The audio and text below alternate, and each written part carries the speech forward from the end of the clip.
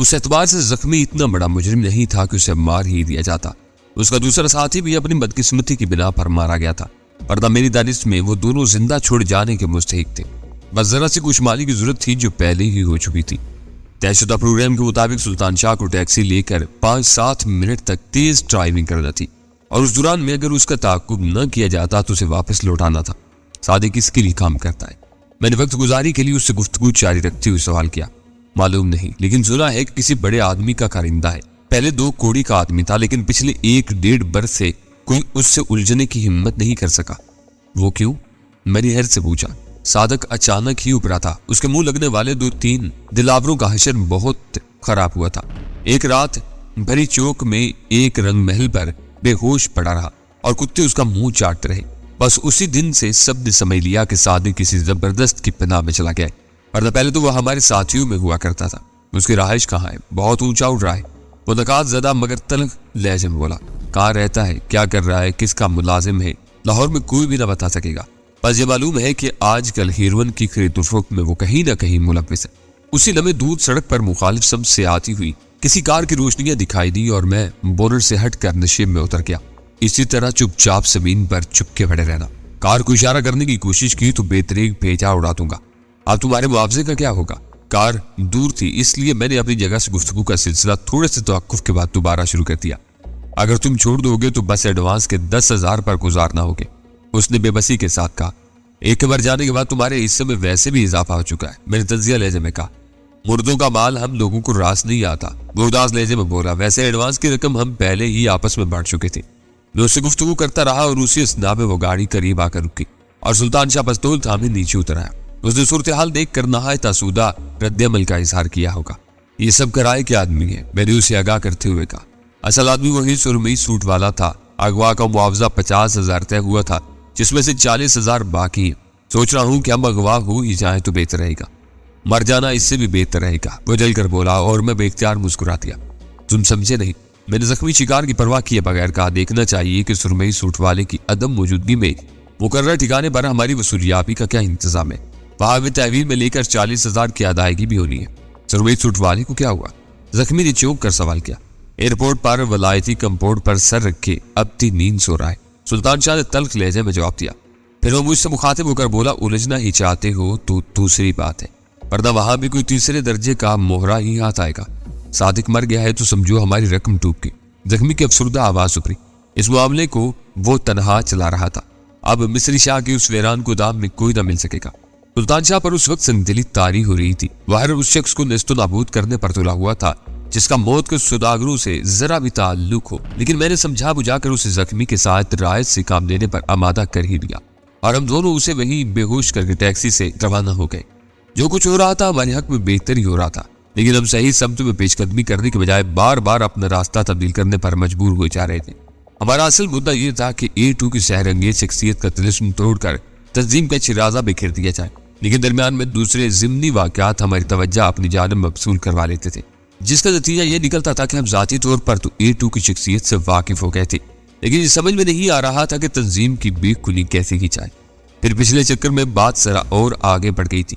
Light cartridge की security officer ने अपनी गुफ्तगू में जिमी लाइट का हवाला दिया, जिसके बकौल उस इमारत का मालिक था, लेकिन मैं अपनी पुरानी मालूमात की बिना पर उस बारे में पूरी यकीन था कि जिमी लाइट उस खनौने खेल में अहम किरदार अदा कर रहा था। यूं बज़ाहिर हमारा टारगेट भी तब्दील हो चुका था।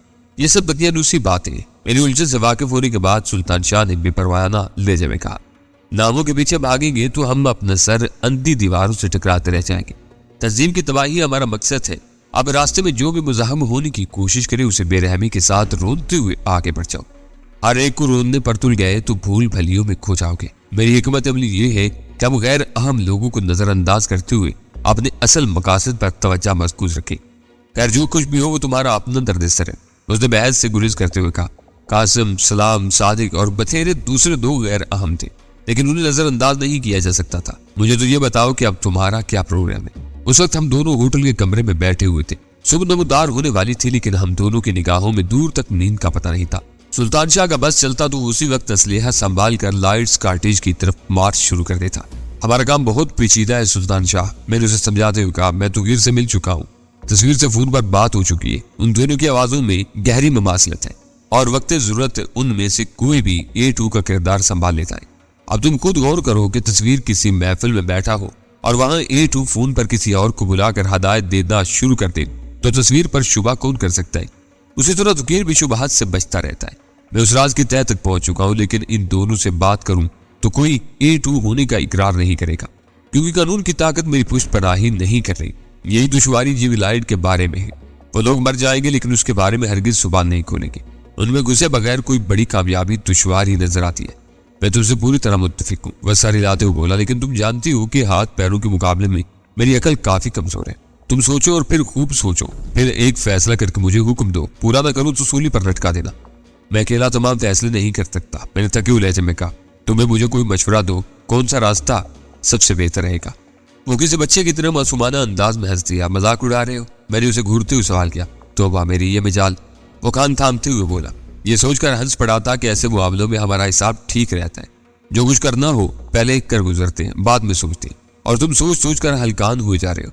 मैं भी इख्तियार हंस दिया। उसकी बात दुरुस्त ही थी। जहां अमल की खुली आजादी ना हो वहां मनसूबा बंदी भी अमूमन नाकाम साबित होती है। हालात ऐसे देखे हमें पल पल पर फैसले बदलने की जरूरत महसूस हो रही थी। ट्रांसमीटर से इब्तिदा करो, देखो क्या जवाब मिलता है। सुल्तान शाह ने कदर तवक्कुफ के बाद मुझे उकसाया और मैंने फौरी तौर पर उसका मशवरा कबूल कर लिया। ट्रांसमीटर ऑन करते चंद सानियों के रेडियाई शोर के बाद रिसीवर पर एक अजीब सी आवाज सुनाई दी और हम दोनों चौंक पड़े। इब्तिदा में तो एक मर्दाना आवाज में कहे हुए अल्फाजों के सिवा कुछ पल्ले ना पड़ सका, लेकिन 2-3 बार गौर करने के बाद उन अल्फाज का मफहूम समझ में आ गया। Table talk, 3 talk, deadly talk, sugar कोई ओवर।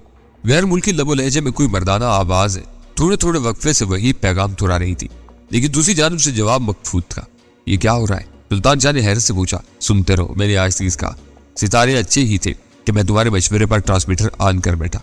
देखो दूसरी जानिब से इन कोड वर्ड्स का क्या जवाब आता है। शुगर कोइन है तो उनमें शुगर किंग भी होगा, वो बोला। मुझे तो इब्ने सफी मरहूम का लिखा हुआ नावल शुगर बैंक याद आ रहा है। हो सकता है कि ये लोग हीरोइन के जखीरे को शुगर बैंक ही कहती हूँ। जासूसी नावल पढ़कर मंशियात फरोशी नहीं की जाती, पर कोई और ही चक्कर ज़हूर में आ रहा है। पूरे मुकाबले में पहली बार कोई गैर मुल्की आवाज सुनाई दी है। लबोलेजा गैर मुल्की मालूम होता है। हो सकता है कि यही जिमी लाइट हो। उसने राय जनी की। मुझे कुछ और ही नजर आ रहा है। मैंने रिसीवर से उभरने वाली उस मशीनी आवाज से ध्यान हटाए बगैर कहा, शायद हमारी वजह से ये ऑपरेटर्स वापस ले लिए गए होंगे। फिर हमें लाइन से मुसलसल गायब पाकर उन्होंने महदूद पैमाने पर मखसूस लोगों के लिए उसका इस्तेमाल शुरू कर दिया है। उन्हें धोखे में रखने के लिए हमें इसके इस्तेमाल से एहतजाज करते हुए उन्हें यह तासर देना होगा कि हम अपनी किसी हमाकत की बिना पर ऑपरेटर्स तल्फ कर चुके हैं। Sugar queen receiving old darling. काफी देर बाद ऑपरेटर्स पर दूसरी सिम से बोलने वाली की ख्वाबीदा आवाज उभरी और मेरा दिल उछल कर हल्क में आ गया। अगर मेरा हफ्जा धोखा नहीं दे रहा था तो वो एशले हाउस की नुमाइंदगी करने वाली गैर मुल्की दुशीजा विरालाइट की आवाज थी। Freelance 032XEB freelance deadly rock over. कविता निस्वानी आवाज शायद नशर होने वाला पूरा पैगाम सुन चुकी थी, क्योंकि उसने कोड वर्ड्स में उसी का जवाब दिया था। TA 032,5 army C over freelance over. मर्दाना आवाज में उस बार एहतराम नुमाया था। Okay GC9 over and out. विरालाइट की आवाज से मुशाबत रखने वाली ने दूसरी तरफ से गालबन हदायत जारी करके सिलसिला मुनक़ते कर दिया। क्या यह नहीं हो सकता कि उनकी तरफ से हमें गुमराह करने की कोशिश की जा रही हो? सुल्तान शाह ने ऑपरेटर्स पर खामोशी छा जाने के बाद पुरतशवीश लहजे में कहा, दोनों ही बातें मुमकिन है। ये गुफ्तगू किसी कामयाबी का पेशखैमा भी हो सकती है। अगर गुमराह ही करना ठहरा होता तो फिर शुगर क्वीन की सूरत में विरालाइट की ही आवाज क्यों सुनाई थी? उससे तो हजारों मील दूर सिर्फ मेरी मुलाकात हुई थी। ये क्यों भूल रहे हो कि मोमन खान की लिबार्टी के लिए भी काम कर चुकी है? हो सकता है तुम्हारी लाइल्मी में पहले से यहाँ आती रही हो और तंजीम के लिए अजनबी ना हो। ट्रांसमीटर पर शुगर क्वीन के हवाले से जो गुफ्तगू हुई वो नाकाबिले फहम कोड्स में हुई थी, लिहाजा मेरी दानिश में सुल्तान शाह का अंदाजा दुरुस्त नहीं था। हाँ, अगर वो गुफ्तगू आम फहम जबान में होती और उसके जरिए हमको किसी नई राह पर डालने की कोशिश की जाती तो मैं जरूर शुबहात का शिकार हो जाता। मज़ाहिर ऐसा मालूम हो रहा था कि उस वक्त किसी मजबूरी के तहत ट्रांसमीटर का सहारा लिया गया था और ये इत्तेफाक था कि हम ऑपरेटर्स ऑन करके वो गुफ्तगू सुनने में कामयाब हो गए थे। मज़ाहिर खुफिया इशारों पर मुश्तमिल वो तमाम गुफ्तगू शुगर क्वीन के नाम के अलावा हमारे लिए बेसूद थी। उसे बस यही पता चल सका था कि तंजीम के मुकामी मामलात में भी बाज गैर मुल्की मुलव्विस थे। थोड़ी देर की सोच विचार के बाद मैंने ऑपरेटर्स पर सिक्योरिटी ऑफिसर्स से राब्ता कायम करने का फैसला कर ही लिया। दूसरी तरफ से खिलाफतों को दूसरी कॉल पर ही जवाब मिल गया। उस वक्त मेरी रस्ट वॉच सुबह के 5:30 बजा रही थी। लेकिन दूसरी तरफ से बोलने वाले की आवाज में नींद का शायबा तक नहीं था, जिससे जाहिर हो रहा था कि वो सुबह खेज था या फिर किसी वजह से उस रात जागता ही रहा था। दूसरी मोहलत भी खत्म हो रही है, मुझे अपने मुतालबे का जवाब चाहिए, ओवर। राब्ता कायम हो जाने पर मैंने बराह रास्त खुश्क लहजे में मतलब की बात छेड़ दी। अच्छी तरह तहकीकात कर ली गई है। हमारा स्टेट ऑफिसर जुए का आशुकी नहीं है और ना ही वो इस मद में किसी के 15,000 रुपए का मकरूस है। तुम्हारी पूरी कहानी सरासर झूठ पर मबनी है, ओवर। वो पुरानी बात होगी, मैंने कहा। 15,000 की रकम मैं तुम्हारे स्टेट ऑफिसर को इनाम में मुआफ कर चुका हूँ, उसे मुझे कोई सरोकार नहीं। अब तो 30 लाख की बात करो, ओवर। 30 लाख, एक गहरी सांस के साथ आवाज उभरी। लेकिन किस लिए, ओवर? तुम्हारा हाफजा कमजोर मालूम होता है, सो। मैंने चुभते हुए लहजे में कहा, कोई मकवी असाब दवा इस्तेमाल किया करो। मैं बता चुका हूँ ये फीस अब लायर्स कॉटेज की साख और नेकनामी की कीमत के तौर पर अदा करना पड़ेगी।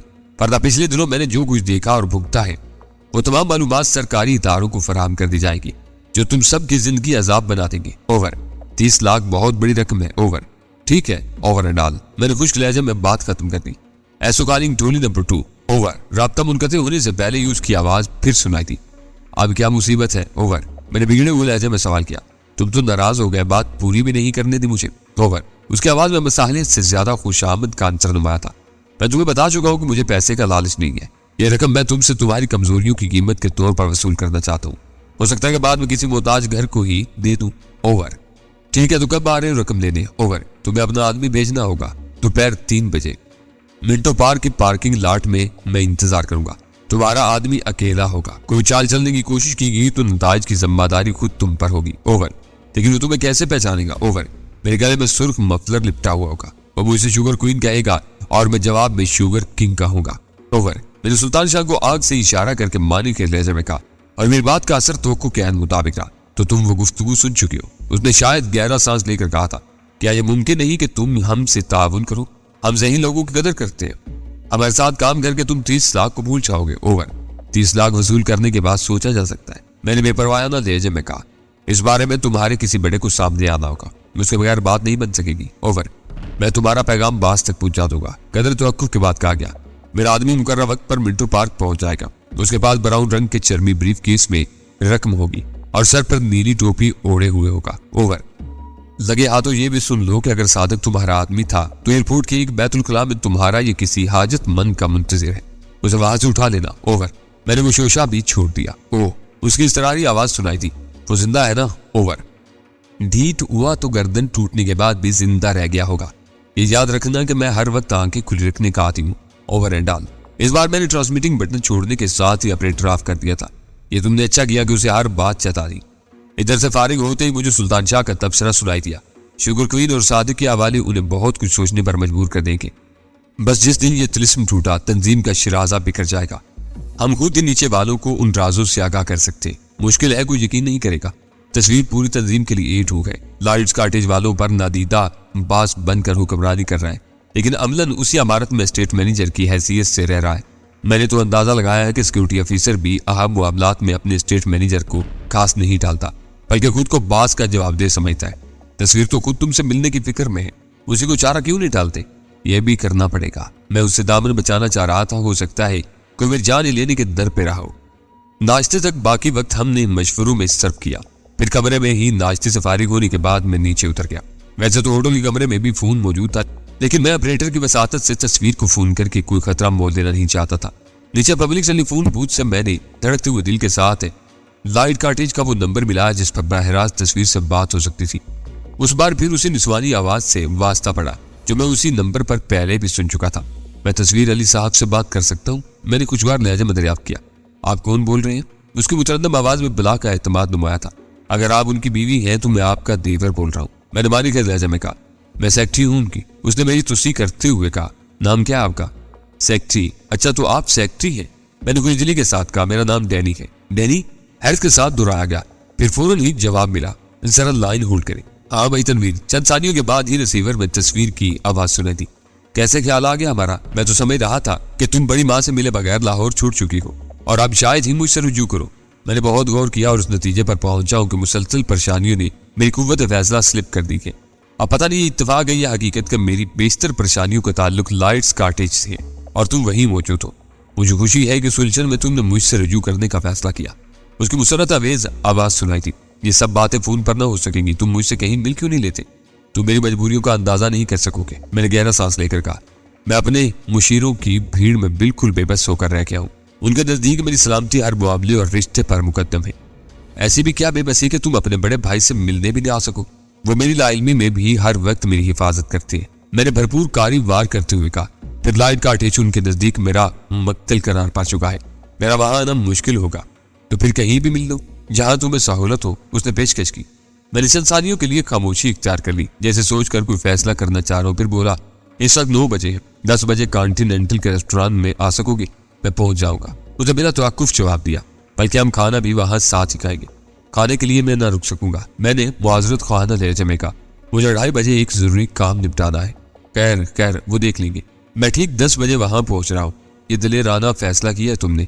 तस्वीर से गुफ्तगू की तफसील सुनती सुल्तान शाह ने भी इख्तियार कहा। घर में बंद रहकर सोचने और सिसकने से बेहतर है कि बढ़कर दुश्मन से 2 टोक मुआमला किया जाए। तुम पर बहुत भारी जिम्मेदारी आ गई है। मैं जिम्मेदारी से मुंह नहीं मोड़ूंगा। तुम बस इशारा दे दो। मैंने उसे ये तासुर दिया है कि मैं हमदर्दों और वही ख्वाहों की एक भीड़ में रह रहा हूँ जो हर वक्त मेरी सलामती के बारे में फिक्रमंद रहते हैं, जबकि मेरे साथ तुम्हारे अलावा कोई नहीं। तुम्हें बहुत चुकन्ना रहना होगा। तुम फिक्र न करो, मैं तुम्हारे एतमाद पर पूरा उतरने की कोशिश करूंगा। मैं बरामदे में पाम के गमलों की ओट में यूं खड़ा हुआ था जैसे किसी का इंतजार हो। मैं तस्वीर को खुद वही खुशामदीद कहना चाह रहा था ताकि उसके साथ आने वालों की तादाद से बाखबर रह सकूं। ठीक 10 बजने में 3 मिनट पर एक लंबी चौड़ी स्याह फोर्ड फाल्कन सड़क पर तैरती हुई नमूदार हुई और हल्के से अचकोले के साथ होटल के पोर्च में आ रुकी। आने वाला शायद होटल वालों के लिए अजनबी नहीं था, क्योंकि दरबान ने शनासाई के अंदाज में एहतरामन सर झुकाते हुए चमचमाती हुई कार का अकबी दरवाजा खोला था और एक दराज कामत तवादार शख्स सर हिलाता हुआ कार से नीचे उतर आया था। वो कार से उतरकर सीधा अंदर चला गया। उसके ड्राइवर ने मुट्ठी में दबा हुआ एक नोट होटल के दरबान की तरफ बढ़ाया और कार पार्किंग के लिए आगे लेता चला गया। कार में ड्राइवर और उस दराज कामत के सिवा कोई तीसरा मौजूद नहीं था। मैं एक लहजे के लिए उलझन का शिकार हो गया, क्योंकि मैं तस्वीर को नहीं पहचानता था। लड़कपन की यादों के मुताबिक तस्वीर और तौकीर के खदोखाल में बहुत फर्क था, जिसकी वजह से अंदाजे से काम भी चलाना दुश्वार था। आखिर मैंने होटल के दरबान ही से मदद लेने का फैसला किया और मेरे इस्तफसार के जवाब में उसने बताया कि आने वाला ही T.A. मलिक था। वो मुखफ़्फ़ नाम मेरे लिए नया नहीं था। एशियन सिंडिकेट लिमिटेड के मुकाबले में मैं नसीर खान की जुबानी वो नाम पहले भी सुन चुका था। मैं लाउंज से गुजरकर रेस्टोरेंट में दाखिल हुआ और वहीं रुककर तायराना अंदाज में बैठे हुए लोगों का जायजा लेने लगा, जिनकी तादाद काबिल जिक्र नहीं थी। मैंने हिकमत अमली के तौर पर दानिस्ता फोर्ड फाल्कन वाले को नजरअंदाज करने की कोशिश की थी, लेकिन उसने खुद ही हाथ हिलाकर मुझे अपनी तरफ मुतवज्जा किया और मैं उसी की मेज की तरफ बढ़ता चला गया। डैनी, मेरे करीब पहुंचते ही उसने कुर्सी से उठकर इस्तफसार तलब लहजे में कहा और मैं सर की तायदी जुम्बश की सूरत में जवाब पाते ही उसने वालिहाना अंदाज में मुझे अपने दोनों हाथों में समेटकर सीने से लगा लिया। वह हकीकत रही हो या अदाकारी, लेकिन चंद सानियों के लिए मेरे दिलो दिमाग पर ऐसी रकस सी तारी हुई कि मैं उसके जवाब में एक लफ्ज भी न बोल सका और आखिरकार उसने मेरे बदन की गर्द अपनी गिरफ्त ढीली कर दी। मेरा ख्याल था कि तुम नहीं आओगे। वो बोला तो उसकी आवाज भराई हुई सी थी। बड़ी माँ भी आने के लिए तड़प रही थी, लेकिन यहाँ आकर वो तमाशा बन जाती, इसलिए घर छोड़ा। क्या बड़ी माँ वाकई जिंदा है? मैंने बराह रास्त उसकी आंखों में देखते हुए पहला चुपता हुआ सवाल कर ही डाला, क्योंकि उस वक्त तक मैं अपनी जज्बाती कैफियत पर काबू पा चुका था।